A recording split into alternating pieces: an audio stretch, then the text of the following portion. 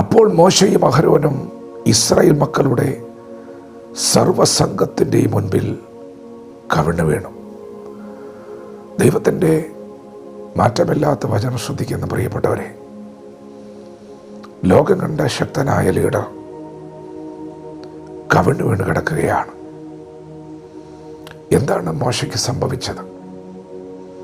ഒരു വട്ടമല്ല, 3 വട്ടം കവിണ്ണു വീണ് കിടക്കുന്ന നമുക്ക് കാണാം. അവർ മുൻപോട്ട് യാത്ര ചെയ്യുമ്പോൾ, ദൈവം വാഗ്ദത്തം ചെയ്ത കനാനിലേക്ക് യാത്ര ചെയ്യുമ്പോൾ, മുൻപിൽ അനാക്യ മല്ലന്മാരെ കണ്ട് മുൻപിലുള്ള ദേശം പിടിച്ചടക്കുവാൻ പ്രയാസമാണ് എന്ന് കണ്ട്, ഒരു വലിയ പ്രതിസന്ധി മുൻപിൽ വന്ന് നിൽക്കുന്നത് കണ്ട് അവർ പിറുപിറുക്കാൻ തുടങ്ങി. മോശയ്ക്കും അഹരോന് നേരെ അവർ പിറുപിറുത്തു. പിന്നെയും നാം കാണുന്നത് 250-ലധികം വരുന്ന ഇസ്രായേൽ മോശയ്ക്കും അഹരോന് നേരെ പിറുപിറുക്കുകയാണ്.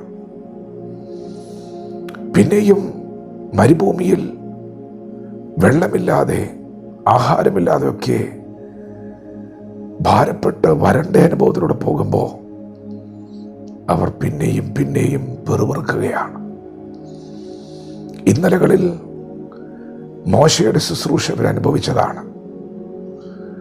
വലിയ ദൈവപ്രവൃത്തികളല്ലേ വെളിപ്പെട്ടിട്ടുള്ളത്.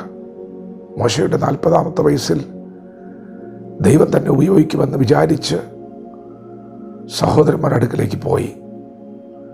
നിന്നെ ഞങ്ങൾക്ക് പ്രഭുവും ന്യായകർത്താവാക്കിയത് ആര് എന്ന് പറഞ്ഞ് തള്ളിക്കളഞ്ഞു. അവിടെ നിന്ന് വീണ്ടും 40 വർഷം കഴിഞ്ഞ് 80-ാമത്തെ വയസ്സിൽ ദൈവം അവനെ അഭിഷേകം ചെയ്ത് സഹോദരങ്ങളുടെ അടുക്കലേക്ക് അയച്ചു. അഭിഷേകത്തോടെ, അധികാരത്തോടെ അയച്ചു. ആരാണോ അവരെ തള്ളിയത് അവരുടെ നടുവിൽ പ്രഭുവാക്കി വെച്ചു, ന്യായകർത്താവാക്കി വെച്ചു. അധികാരമുള്ളൊരു വടിയും കൈ കൊടുത്തു. എത്ര വലിയ വീര്യപ്രവൃത്തികളാണ് മോശയുടെ കൈയാൽ ദൈവം ചെയ്തത്. പുറകിലേക്ക് തിരിഞ്ഞു നോക്കിയാൽ ശുശ്രൂഷയുണ്ടായിട്ടുണ്ട്.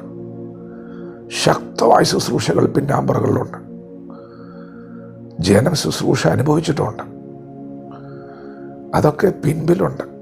എന്നാൽ ഇപ്പോൾ ഒരു പ്രതിസന്ധി വന്ന് നിൽക്കുമ്പോൾ ഇന്നലകളിലെ ശുശ്രൂഷകൾ മറന്ന് അവർ പെറുപെറുക്കാൻ തുടങ്ങി. മറ്റൊരു തലവനെ നിയമിക്കാനുള്ള പ്ലാനുകൾ നടക്കുകയാണ്. പ്രിയപ്പെട്ടവരെ, ഇതിൻ്റെ നടുവിൽ മോശ കവിണ്ണു വീണു.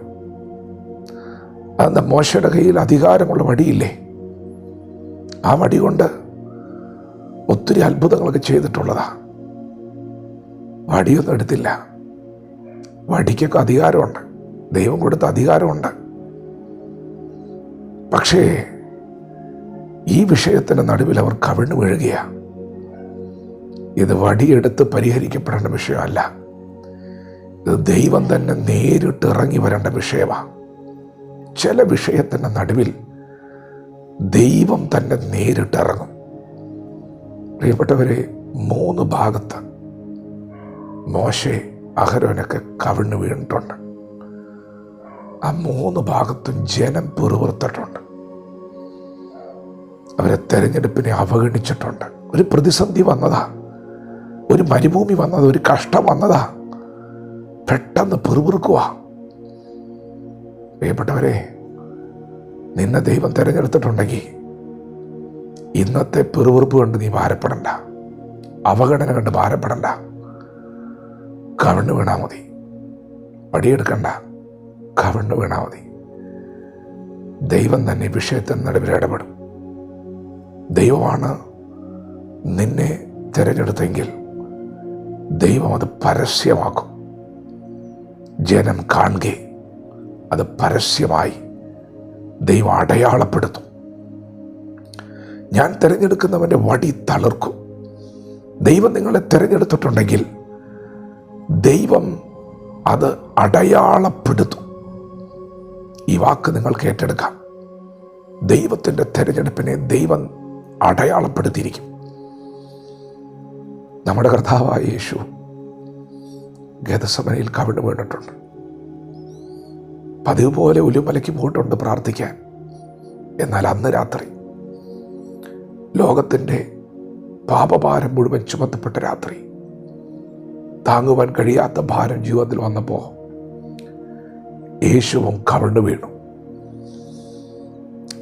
നിങ്ങൾക്ക് പിടിച്ചു നിൽക്കാൻ പറ്റാത്ത പോലെ നിങ്ങളുടെ ശക്തിക്ക് മീതെ അത്യന്തം ഭാരം നിങ്ങൾക്ക് അനുഭവപ്പെടുന്നുണ്ടെങ്കിൽ ദൈവസന്നിധിയിൽ കവിണ് വീണാൽ മതി. നിങ്ങൾ തിരുവെഴുത്ത് പരിശോധിച്ചാൽ മോശ കവിണ് വീണെടുത്തൊക്കെ പെട്ടെന്ന് യഹോവ പ്രത്യക്ഷനായിട്ടുണ്ട്. ദൈവം ആക്ഷൻ എടുക്കും കേട്ടോ. നീ കവിണ് വീണ് കിടന്നാൽ വേഗത്തിലൊരാക്ഷൻ വരുന്നുണ്ട്. ദൈവമാണ് നിന്നെ തിരഞ്ഞെടുത്തതെന്ന് ദൈവം അടയാളപ്പെടുത്തുന്ന ദിവസം അതിവിദൂരമല്ല. വചനത്തോട് പ്രതികരിക്കാം. ദൈവം നമ്മെ ഓരോരുത്തരും ഈ പകൽ അനുഗ്രഹിക്കുമാറാകട്ടെ. ആമേൻ.